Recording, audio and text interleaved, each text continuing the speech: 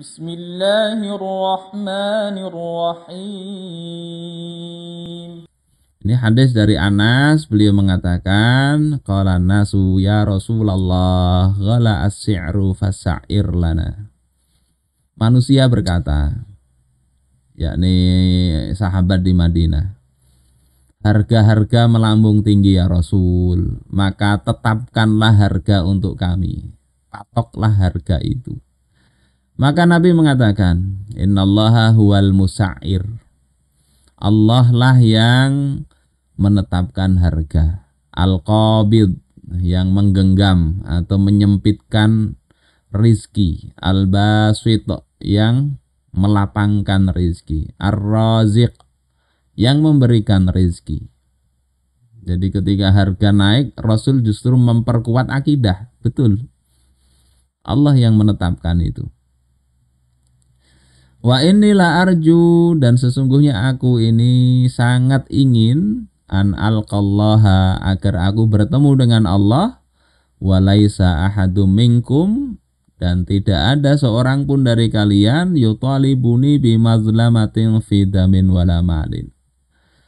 Enggak ada orang yang menuntutku dalam urusan darah, yakni jiwa, maupun urusan harta. Ini hadis riwayat Imam Abu Dawud. Kemudian dengan alasan ini, ya, sebagian orang mengatakan, ya sudahlah, harga BBM itu serahkan ke harga pasar saja. Kan Allah juga yang menetapkan. Nah, itu perlu sikap itu perlu dikasih catatan. Pertama, kalau fair ya, dengan hadis itu, mestinya penguasa ndak boleh matok harga kan. Hadis ini kan Nabi ndak mau matok harga nih. Kenapa? Justru dijadikan hadis ini untuk menunjuk membela penetapan harga.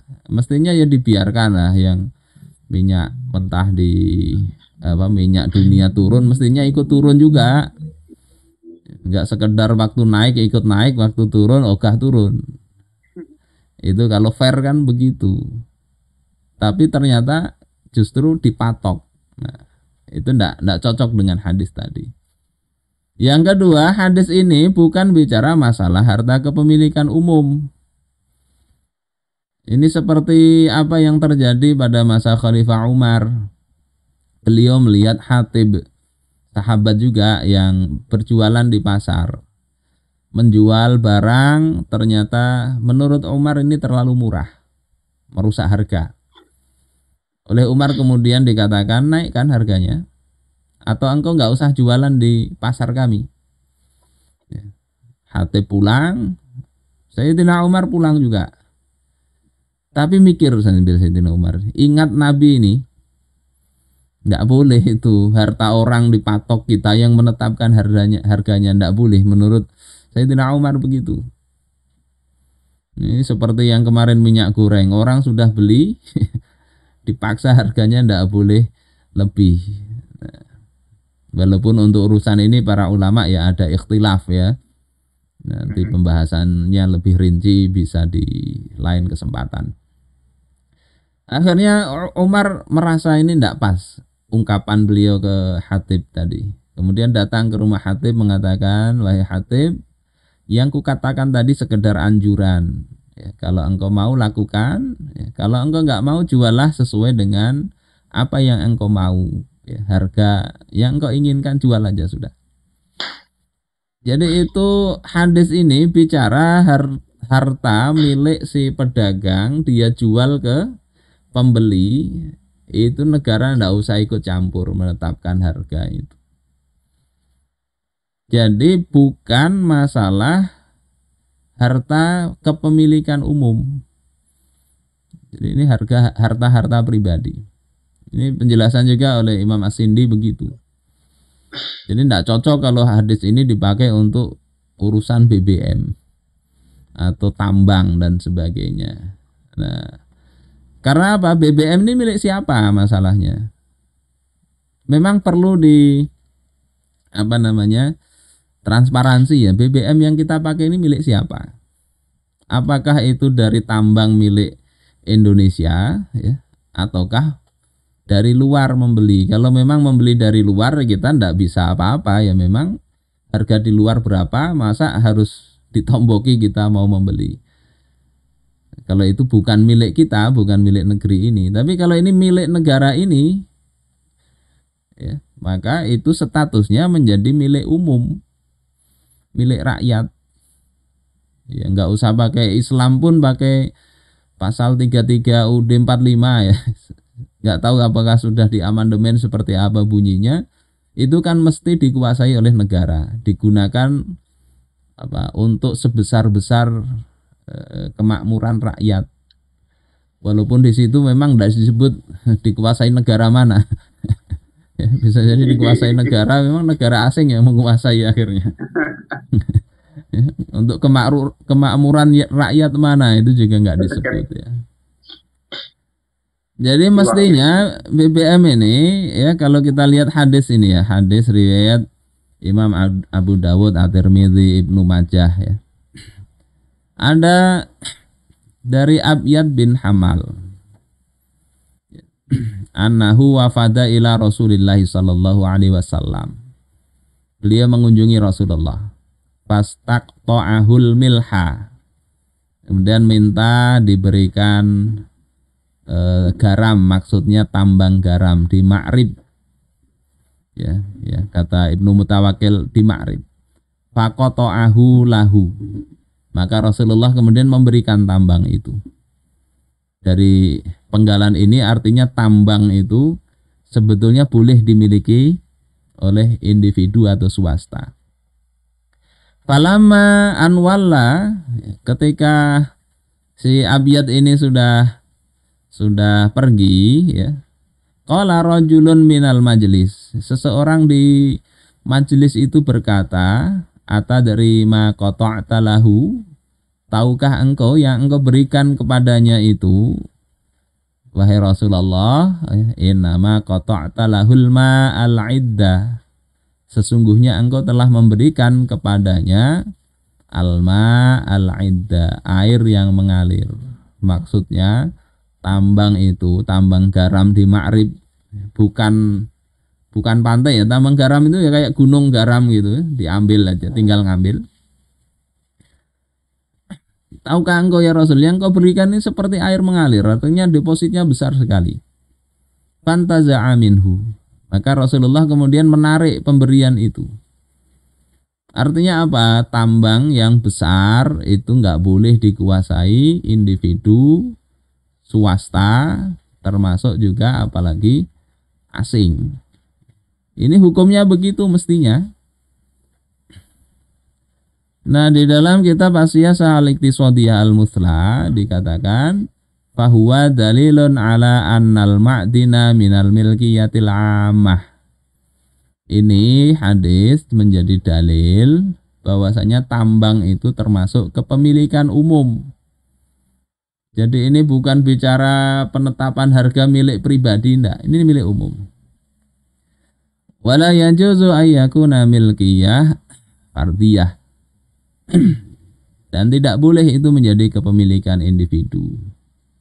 Ini mencakup tambang semuanya. Baik dia tambang yang zahirah, yang di permukaan, yang orang bisa mendapatkannya tanpa ada biaya. Seperti garam, ya,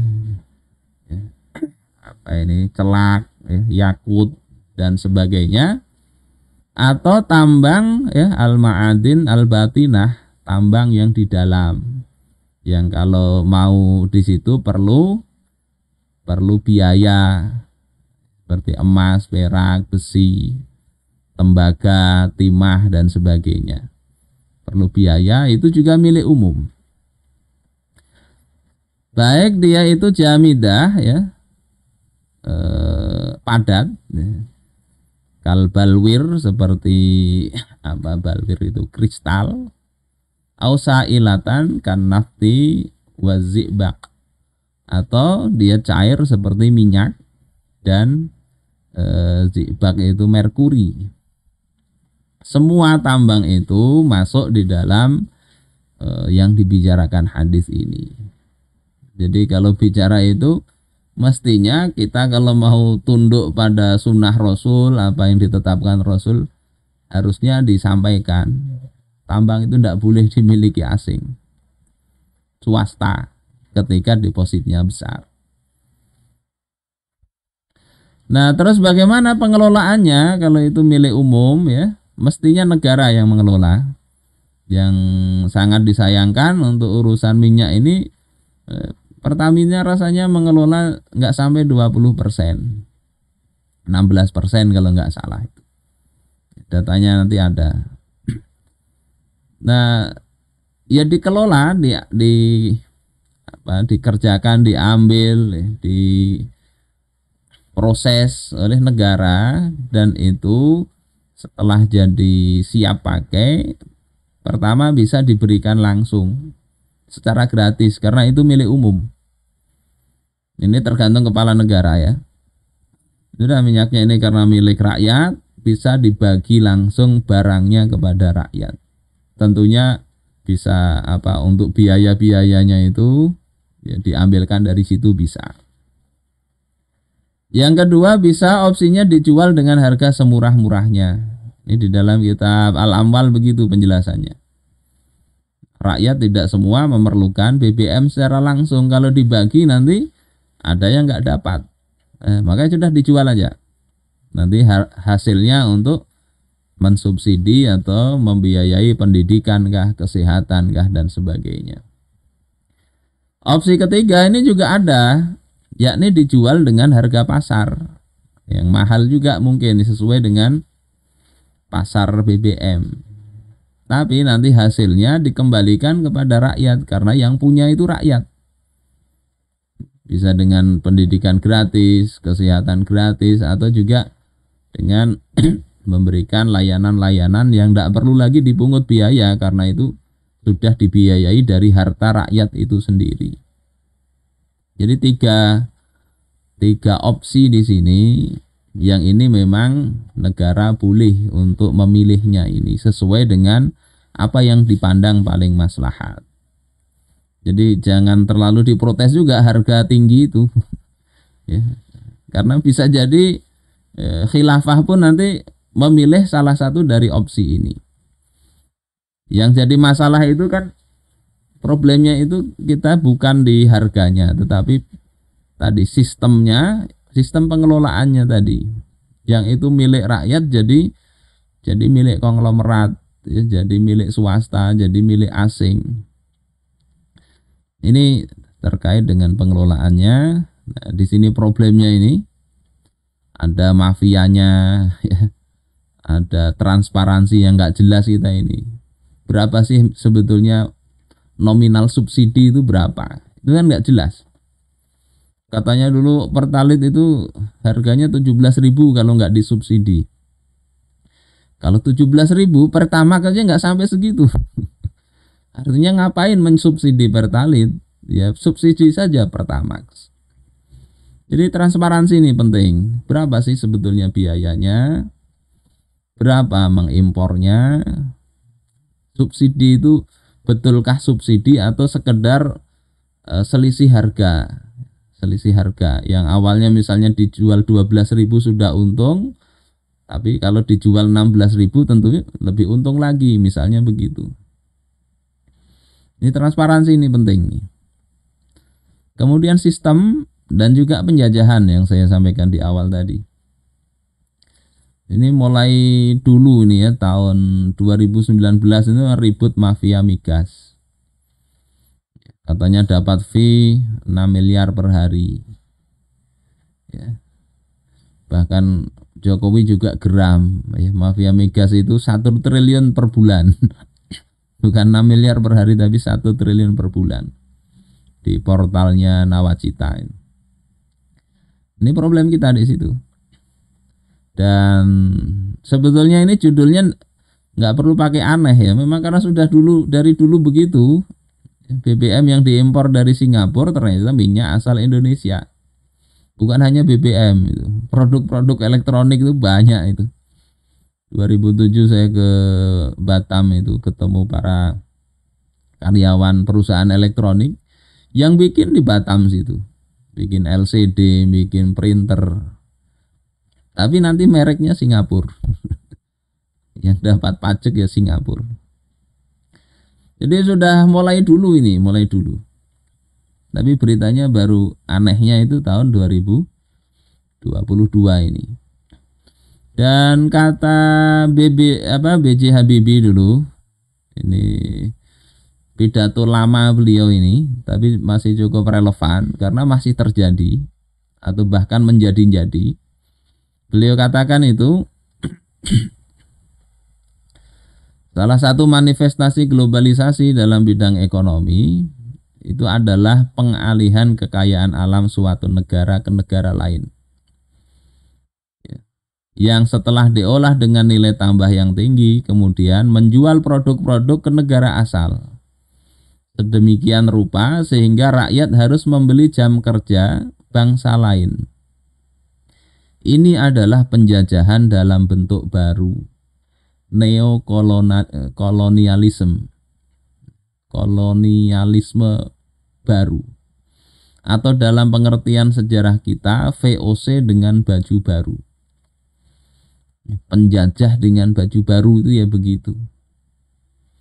Bahkan tadi ketika seperti ini ada yang bermain mengambil untung dapat fee itu tadi, sehingga nggak mau maju itu bangsa itu kalau ada mafia begitu. Pertanian aja nggak mau maju juga karena dengan adanya impor dia dapat untung. Kalau rakyat Indonesia maju bisa sendiri, dia nggak dapat untung lagi. Ini problem bangsa nggak mau maju-maju itu di situ salah satunya. Saudara-saudaraku sekalian rahimakumullah, dan ini bisa kita lihat lah peran Pertamina itu di masalah migas, ya, lifting minyak itu hanya 15%.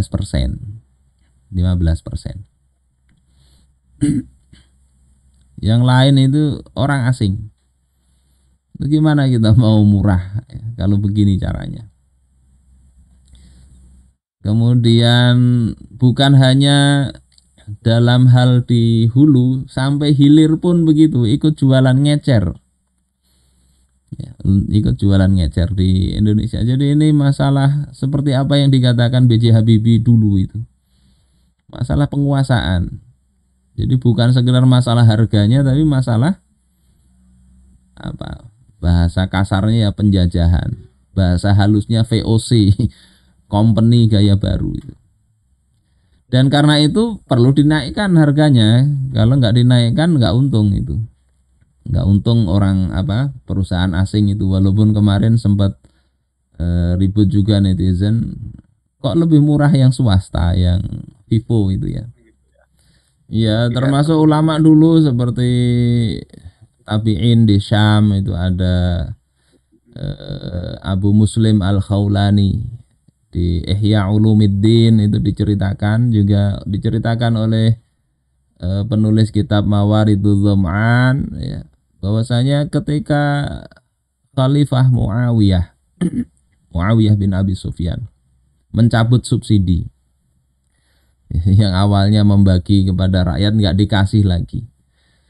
Muawiyah kemudian saat berpidato di depan orang ya, kemudian mengatakan isma'u wa ati'u ya, dengar dan taatilah.